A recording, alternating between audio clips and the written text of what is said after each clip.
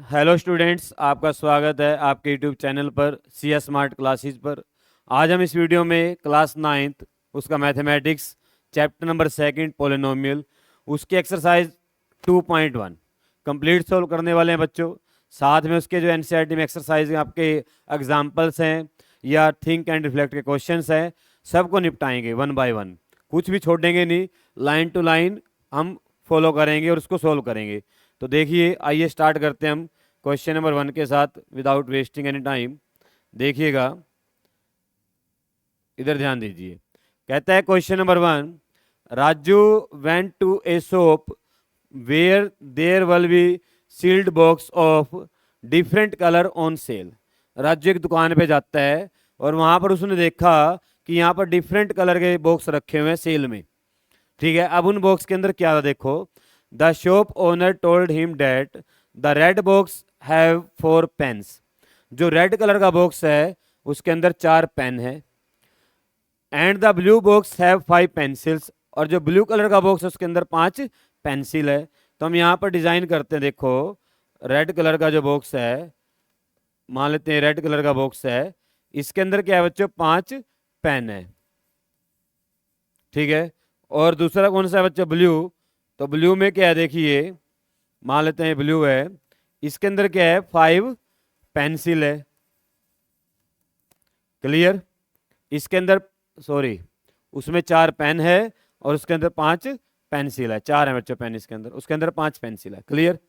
अब देख क्या करना है आपको, क्या स्टेटमेंट है। ओके, सुनो ध्यान से। Now if Raju bought X red box and Y blue box. Raju ने क्या किया, एक्स तो खरीदे रेड कलर के बॉक्स और वाई खरीदे ब्लू कलर के बॉक्स। ठीक है, पूछा क्या गया आपसे, how can he quickly figure out the total quantity of pen and pencil. अब वो कैसे टोटल पेन और पेंसिल की अमाउंट निकाल सकता है क्विकली। अब आपको पता है कि एक बॉक्स के अंदर 4 पेन है बच्चों। एक बॉक्स के अंदर कितने पेन है, 4। मान लेते हैं उसने 2 बॉक्स खरीदे हैं, तो कितने पेन हो गए, 8। कैसे निकाला, 2 इंटू 4 करके। अब उसने कितने बॉक्स खरीदे हैं, एक्स। एक बॉक्स में कितने पेन है, 4। तो कितने पेन खरीद लिए, 4x। कितने खरीद लिए, 4x। तो आप यहां पर लिखेंगे नंबर ऑफ पेन्स, कितना आएगा, 4x, जो उसने खरीदे हैं। ऐसे ही नंबर ऑफ पेंसिल निकाल लेते हैं।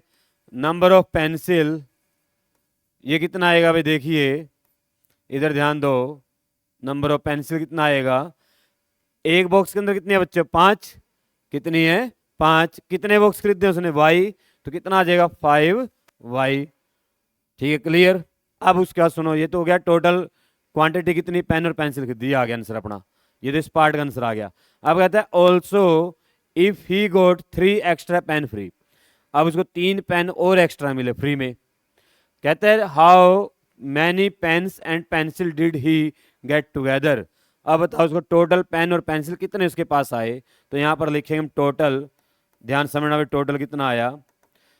ये तो हो गए बच्चों पेन जो बॉक्स के अंदर मिले, ये होगी पेंसिल जो बॉक्स के अंदर मिली, और साथ में क्या करना आपको, 3 पेन और उसको ऐड कर देने जो उसको गिफ्ट में मिले हैं बच्चों, जिसको कहां से मिले हैं, गिफ्ट में मिले हैं। क्लियर, बात समझ में आई। ऐसे आप इसके टोटल अमाउंट निकाल सकते हैं। तो ये टोटल पेन और पेंसिल सारा आ गया इसके अंदर। तो अब देखिए नेक्स्ट जो क्वेश्चन है, क्या दिया हुआ देखिएगा, इधर ध्यान दीजिएगा, समझिएगा बात को ध्यान से। कहता है a rectangular garden of length L. एक रेक्टेंगुलर गार्डन है जिसकी लेंथ कितनी है बच्चों, एल है। And width W metre was be fenced and decorated. एक रेक्टेंगुलर गार्डन है जो आपको दिखाई दे रहा है यहाँ पर। कहता है इसकी ना फेंस लगाना और इसको डेकोरेट करना है, फेंस को। ठीक है, समझे बात, लेंथ पे और विड्थ पे। अब क्या बोला गया, a wire fence is to be laid along the length costing 100 rupees per metre. क्या बोला गया, कहता है जो लेंथ पे फेंस लगेगी ना, उसको लगाने में 100 रुपये मीटर लगता है, यानी कि 1 मीटर के 100 रुपये। अब मान लो उसकी लेंथ 10 मीटर है, तो कितने पैसे लगे, 1000। 1 के 100 हैं तो 10 के कितने हो गए, 1000। मान लो उसकी लेंथ 20 है तो कितने हो गए, 2000। 20 को 1000 से 100 से मल्टीप्लाई कर लो, यही कर रहे हैं। पहले केस में 10 को 100 से मल्टीप्लाई किया, दूसरे केस में क्या किया, 20 को 100 से मल्टीप्लाई कर लिया। क्लियर, 20 को किससे मल्टीप्लाई कर लिया, 100 से। अब उसकी लेंथ कितनी है बच्चों, एल, उसकी लेंथ कितनी है, कितना प्राइस है 1 मीटर का, 100, तो क्या आ जाएगा 100L, कितना आ जाएगा 100L। और कहता है विड्थ पे ना, जो विड्थ है वो कितनी है, 80 रुपए पर मीटर विड्थ।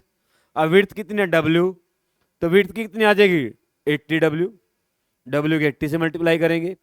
ठीक है, अब ये डबल डबल है, ध्यान से देखो, इस लेंथ की आई, अगर इस लेंथ की बात करें 100L, इस विड्थ की आई 80W, इस लेंथ की आई 100L, और इस विड्थ की आई 80W। समझ में आया चारों का केस। अब बताओ टोटल कॉस्ट कितना आया लेंथ और विड्थ में अगर ऐड करें, तो आप यहां पर लिखेंगे total cost for fence. Fence का टोटल कॉस्ट कितना है, देखो ध्यान से देखो, इधर ध्यान दो भाई। इसको क्या करो आप 100L लिखो प्लस 80W लिखो, ये आ गया। इसको बनाने में कितना लगा, फिर से 100L और प्लस का 80W। यहां तक समझ में आया। तो 100L और 100L कितना हो गया 200L, 200L हो गए। 80W और 80W कितने हो गए 160W हो गए बच्चों। क्लियर, ये तो आगे बच्चों लेंथ को और विड्थ को लगाने की। अभी क्वेश्चन खत्म नहीं हुआ। अब कहता है यहाँ पर ना कुछ स्पेशल सीड्स भी हैं जो क्या करने आपको गार्डन के अंदर उगाने हैं, बोने हैं। ठीक है, कहाँ पर बोने हैं, गार्डन के अंदर। क्लियर, अब देखिएगा ध्यान से, समझिएगा बात को ध्यान से। कहता है जो सीड इसके अंदर आपने उगाने हैं, ठीक है, उनकी बिजाई करनी है, उसको उगाने का जो कॉस्ट है 50 रुपए पर स्क्वायर मीटर है, 50 रुपए पर स्क्वायर मीटर। इसकी लेंथ कितने बच्चों L, विड्थ कितने W, एरिया कितना आएगा एरिया। तो यहां पर आप लिखेंगे एरिया ऑफ गार्डन कितना आएगा L into W, length into width. पता है ना रेक्टेंगल का एरिया क्या होता है, L इंटू B होता है, यानी कि लेंथ इंटू विड्थ होता है। क्लियर, समझ में आया। ये आया मीटर स्क्वायर में, किस में आया ये मीटर स्क्वायर में। अब आपको पता है 1 मीटर स्क्वायर को कितना लगता है 50 रुपए, इतने मीटर स्क्वायर को कितना लगेगा, इसकी 50 से मल्टीप्लाई कर दो। मान लो इसका एरिया 5 आया, सोल्व करके एरिया कितना आया 5, एक को खर्च करने कितना 50 रुपए, तो 5 पे कितने लगेगा 50 की और 5 की मल्टीप्लाई 250, 250। तो कैसे क्या मल्टीप्लाई करके निकालना ना, तो कॉस्ट कितना आ गया भाई, कॉस्ट ऑफ सीड कितना आया 50L और W। क्लियर, अब टोटल कॉस्ट कितना आ गया, देखो ये पूछा गया लास्ट में, टोटल कॉस्ट इंश्योर्ड इनक्योर्ड। तो क्या आया बच्चों, टोटल कॉस्ट इन क्यूरेड कितना आया, यहां से देखिए आपका आया, ये तो आया जो आपने लगाए लेंथ पे और विड्थ पे फेंसिंग, कितना आया 200L plus 160W plus 50LW, ये आ गया एरिया बड़ा। तो आउट उसको सारे मिलाकर इतने पैसे उसको पे करने हैं। क्लियर, तो ये सारा खर्च आ गया इस ग्राउंड गार्डन का जो उसको बनेगा। क्लियर, समझ में आया बच्चों। अब चलते हैं नेक्स्ट क्वेश्चन की तरफ, देखिए ये आ गया भाई, कहता है थिंक एंड रिफ्लेक्ट, सोचे और विचार करें। ठीक है, देखिए can you identify the term variable and coefficient of this algebraic expression. क्या जो आपके पास अलजेब्रिक एक्सप्रेशन आया है उसके अंदर आप कोफिशिएंट, वेरिएबल और कांस्टेंट टर्म बता सकते हो। अभी मैं आपको सिखाता हूं, देखो ध्यान से। अगर आप कोई भी एक्सप्रेशन लिखते हो, यानी कोई पोलिनोमियल लिखते हो आप ऐसे, x की पावर 2, 2x प्लस का 3, ऐसे लिख लिया आपने। क्लियर, अब आपके पास जो वेरिएबल है वो यहां पर x है, तो x के आगे वाले को, यानी कि x के आगे वाला कौन है 1, x के आगे वाले इसको बोलेंगे x के आगे वाले 2, और विदाउट x के आपके पास 3। तो ये तो x के आगे वाले वेरिएबल के आगे वाले को बोलते हैं कोफिशिएंट, तो यानी कि 1 और 2, ये तो दोनों क्या है बच्चों कोफिशिएंट है, ये तो क्या होते हैं कोफिशिएंट होते हैं। ये जो पावर होती है इसको बोलते हैं एक्सपोनेंट, यानी कि डिग्री, क्या बोलते हैं इसको डिग्री। और जिसके साथ वेरिएबल नहीं है उसको बोलते हैं बच्चों कांस्टेंट। उसको क्या बोलते हैं, और जो आपके पास x या y होगा उसको बोलेंगे वेरिएबल, जिसकी वैल्यू हमें पता नहीं, उसको क्या बोलते हैं, वेरिएबल। अब कहता है जो आपने एग्जाम्पल नंबर 1 में किया या 2 में किया, देखिएगा ध्यान से, यहाँ पर वेरिएबल क्या है, एल, डब्ल्यू, एल और डब्ल्यू। कांस्टेंट क्या है, कोफिशिएंट क्या है, 200, 160, 50 बता देंगे। क्लियर। एग्जाम्पल नंबर 1 में बता दो। देखो 4 क्या है यहाँ पर, कोफिशिएंट, एक्स और वाई क्या है, वेरिएबल, 5 भी क्या है, कोफिशिएंट, 3 क्या है, कांस्टेंट। सबको बता दिया हमने, कौन कोफिशिएंट है, कौन वेरिएबल और कौन कांस्टेंट है। अब उसका दोबारा फिर चलते हैं हम, देखते हैं क्या कहते हैं उसके बाद। ये देखिएगा, कहता है how is it different from the algebraic expression in example number 1। कहता है 1 से और ये जो बाद वाला आया कैसे अलग है। देखो दोनों में क्या डिफरेंस है बच्चों, देखो अगर आप इसको नोट करेंगे ना, अगर इसको आप नोट करेंगे, यहां पर आप देखना इसमें कांस्टेंट टर्म है 3, क्या है, कांस्टेंट टर्म 3 है, और इसके अंदर क्या है, देखो कांस्टेंट टर्म नहीं आई, इसके अंदर कांस्टेंट टर्म नहीं है बच्चों। क्लियर, ये डिफरेंस हो गया, आप लिख सकते हो देखकर।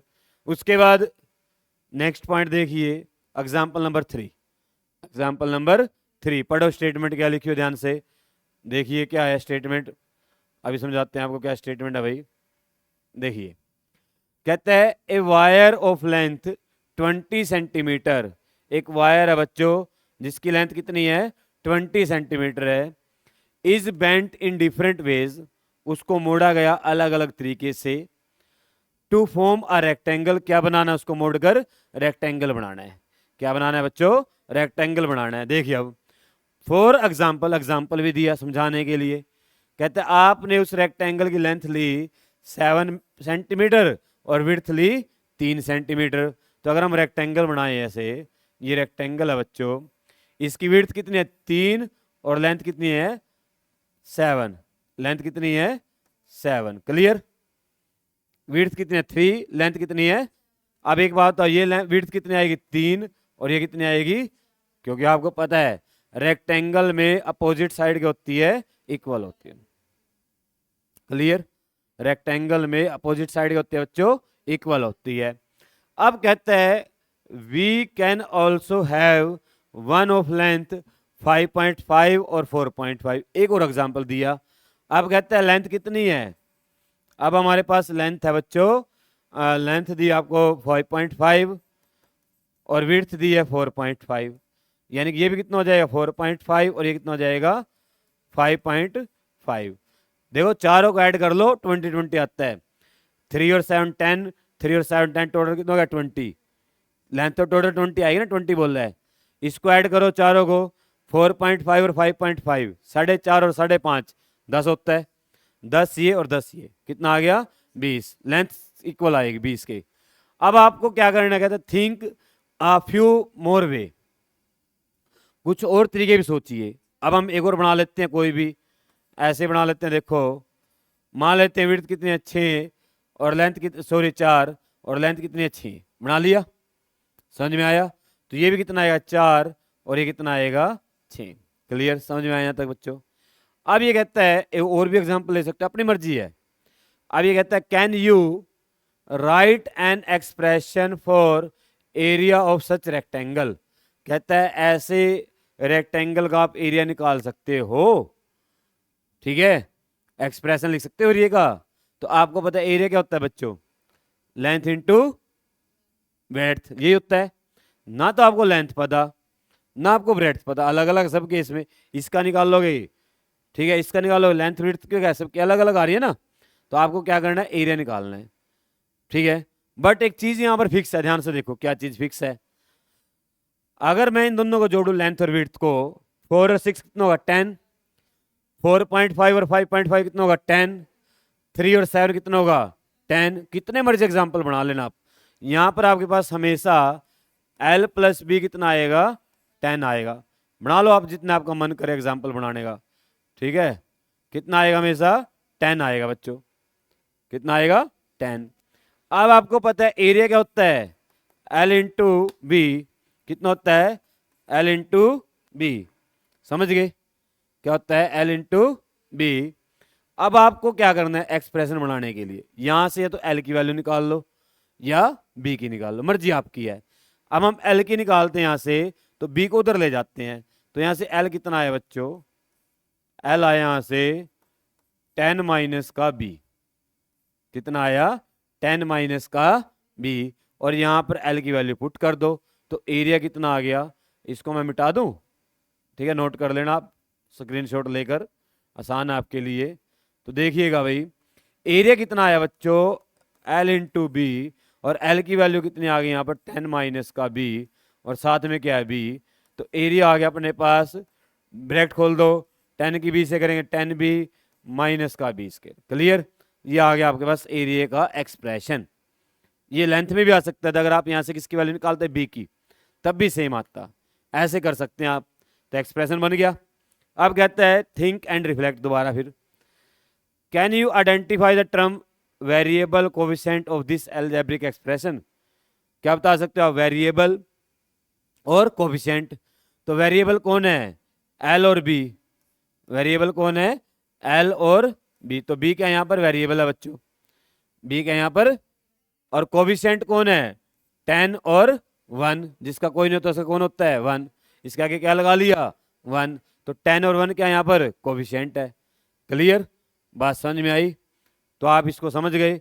अब कहते हैं can you point out any similarity और difference between the algebraic expression obtain in example 1 and 3, जो एग्जाम्पल नंबर 1 और 3 के अंदर आया, क्या उनके अंदर कोई सिमिलरिटी है या डिफरेंस है। तो 1 का देखिए भाई क्या था, ये रहा 1 का, ये अलजेब्रिक एक्सप्रेशन है 1 में, इसकी पावर कितनी है बच्चों सबकी, देखो 1 1 है, और इसकी पावर देखना कितनी है, देखो इसकी पावर कितनी है 2, तो आप यहां से क्या बोल लेंगे, ये वाला जो एक्सप्रेशन है तो क्या है क्वाड्रेटिक है बच्चों, और वो वाला क्या था लीनियर था, तो डिफरेंस क्या है दोनों में, डिफरेंस क्या है बच्चों, आप लिख सकते हैं डिफरेंस। एग्जाम्पल जो 1 था वो तो क्या था बच्चों, लीनियर एक्सप्रेशन है, क्या है लीनियर, और जो एग्जाम्पल नंबर 2 आया वो क्या है क्वाड्रेटिक है, क्या है क्वाड्रेटिक एक्सप्रेशन है, क्लियर, ये दोनों में क्या हो गया डिफरेंस हो गया। अब हम चलते हैं नेक्स्ट स्लाइड के ऊपर, देखते हैं क्या दिया हुआ, देखो आ जाइए 2.1 के ऊपर, बिल्कुल आसान एक्सरसाइज, एक्सरसाइज तो 2 मिनट की है, एग्जाम्पल में टाइम लगा, समझने में टाइम लगा, एक्सरसाइज तो करेंगे 2 मिनट में हो जाएगी। देखो कहता है find the degree of the following polynomial. अब ये डिग्री होती क्या है किसी भी पोलिनोमियल की, आप कोई भी पोलिनोमियल लिखते हैं बच्चों, उसके अंदर जो हाईएस्ट पावर आती है, उसके अंदर जो हाईएस्ट पावर आती है उसको क्या बोलते हैं, पोलिनोमियल की डिग्री बोलते हैं। तो आप 1 बाय 1 बताते चलो, इसकी डिग्री कितनी है 2, इसकी डिग्री कितनी है 3, इसकी डिग्री कितनी है 0, इसमें तो वेरिएबल ही नहीं आया, पावर वेरिएबल की देखनी है, तो इसकी कितनी आएगी 0, और इसकी कितनी है 1, सबका आंसर आ गया, क्लियर। अब कहते हैं right the polynomial of degree 1 2 3, अपनी मर्जी से पोलिनोमियल लिखना है, एक बार पावर 1 होनी चाहिए, एक बार पावर 2 होनी चाहिए, और एक बार पावर 3 होनी चाहिए। लिख दो, क्या लिखोगे 1 के लिए 4x + 3 लिख दो, खत्म, डिग्री 1 है। 2 के लिए लिख दो 2x की पावर 2 + x + 3, ये भी खत्म। 3 के लिए लिख दो, क्या लिखोगे 4x की पावर 3 + 3x² + x + 2, ऐसे लिख दिया। ये किसके लिए लिख दिया 2 के 3 के लिए, तीनों के लिए आगे बेटे। अब कहता है थर्ड क्वेश्चन देखिए, what are the coefficient of x की पावर 2 एंड x की पावर 3 इन द पोलिनोमियल। कहता है x की पावर 2 का और x की पावर 3 का कोएफिशिएंट बताना है। तो x की पावर 2 का तो कितना बच्चों 6, इसका तो कितना आया 6, और x की पावर 3 का कितना है -3, तो इसका कितना आया -3, क्लियर, बात समझ में आई। अब उसके बाद देखिएगा भाई question number 4, what is the coefficient of z, z का कोफिशिएंट बताना है। अगर आप इसमें देखेंगे z की पावर 3 का कितना है 4, जेड की पावर 2 कितना है 5, जेड की पावर तो इसके अंदर आई नहीं, तो जो नहीं होता वो क्या होएगा उसका 0, उसका कोफिशिएंट कितना आएगा। आप इसको ऐसे भी लिख सकते हो, देखो 4 जेड की पावर 3 प्लस 5 जेड की पावर 2 प्लस 0 जेड और माइनस का 11। ठीक है, अब बता देना जेड कितना आएगा 0, तो इसका आंसर क्या आएगा बच्चों 0। क्लियर। अब इधर ध्यान दो, समझो बात को ध्यान से। क्वेश्चन नंबर 5, क्या स्टेटमेंट है बच्चों, what is the constant term of the polynomial. इस पोलिनोमियल में कांस्टेंट टर्म बतानी है, क्या है माइनस का 10 जिसके साथ वेरिएबल नहीं है, तो अपना आंसर क्या आ गया माइनस का 10 आ गया, बिल्कुल आसान। तो ये आपके 2.1 थी बच्चों। ठीक है, अगर आपको बच्चों देखिए मैंने आपको एनसीईआरटी एग्जाम्पल सारे इसके अंदर थिंक एंड रिफ्लेक्ट जो भी आए सारे करवाए हैं लाइन टू लाइन, और एक्सरसाइज भी करवाई है। अगर आपको वीडियो अच्छी लगी है तो चैनल को सब्सक्राइब कीजिए, ठीक है, दूसरे बच्चों के साथ शेयर कीजिए। मिलते हैं बच्चों नेक्स्ट वीडियो में किसी और टॉपिक के साथ, तब तक अपना ध्यान रखें, स्वस्थ रहें, मस्त रहें और व्यस्त रहें।